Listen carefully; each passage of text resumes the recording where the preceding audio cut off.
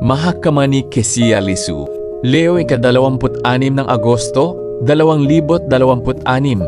So leo tunaendelea na mwenyekiti ameingia tayari mahakamani akiwa vibe.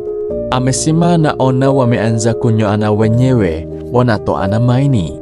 Watu amewaona akina Mzee Waitama na Jenerali Ulimwengu, anasema nyie wazee hamjakata moto kama wale wazee wengine.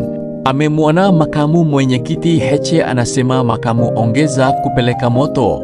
Tunawaona mashahidi watatu wa mili Lissu wapo hapa mahakamani: John Heche, John Mnyika na Amani Golugwa. Majaji wameingia tayari muda huu, na wakati anaingia watu walikuwa wanaimba mtetezi wa wanyonge kwa sauti na kwa vibe. Nimemwona anaongea na mwenyekiti wa Bavicha Taifa wakili Mahinyila, anamuuliza mshaanda mashahidi tayari? Anamjibu kitu, anasema haya, leo tutamaliza, hakuna shida. Inapigwa high court, wanaingia majaji na kukaa sehemu yao. Anasimama karani criminal session numero 19605 Jamhuri dhidi ya Lissu. Anasimama Ajuaye Zengeli, wakili wa serikali yupo na Katuga, Job Mrema, Ignas Minuka, Thawabu Isa, Cuthbert Mbiringe na Nawiniwa.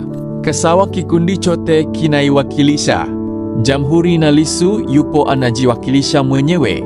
Waheshimiwa majaji, na mimi niko tayari, anajibu Lissu. Mashahidi wangu wako humu, naomba watoke ila wasikae mbali. Majaji wanateta na kucheka kidogo. Makamu Heche, Mnyika, Golugwa na Brenda wanatoka zao nye. Watu wanajiset kwa viti vyao hapo wanakaa. Majaji wanateta kidogo, kisha wanasema tuendelee. Lissu anasema haitakuwa vibaya mkinikumbusha nilipoisha. Jaji Nungunguru pale ulipomtaja Askofu Pisa.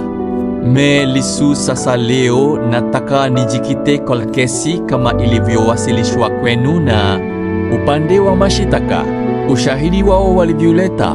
Waheshimiwa majaji, naomba niseme utangulizi ufuatao. Moja, mashahidi walioletwa mbele yenu ni mashahidi wa aina gani na ushahidi wao unapaswa upewe uzito wa aina gani?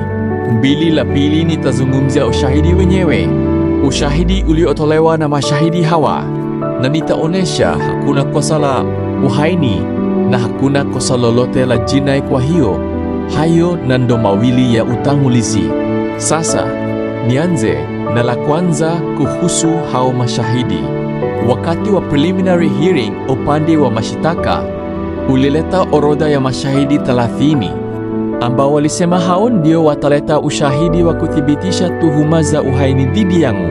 Upande wa mashtaka haukuleta mashahidi wote hao 30.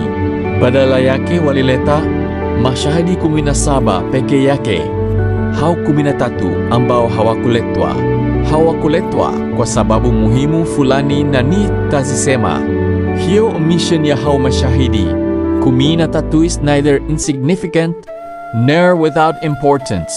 Sio kwa sababu hawana maana na sio kwa sababu hawana umuhimu. Nianze na ambao waliletwa. Katika mashahidi 17 waliletwa, mashahidi walo ni askari polisi. Mashahidi sham waliobaki ni mashahidi wa kificho. Mahakama haiwafahamu majina yao, haiwafahamu kabisa, haifahamu wanaishi wapi, haifahamu wanafanya kazi gani, na haifahamu chochote zaidi ya majina yapi. Itaendelea video inayo. Naomba nisaidie kushare wende mbali.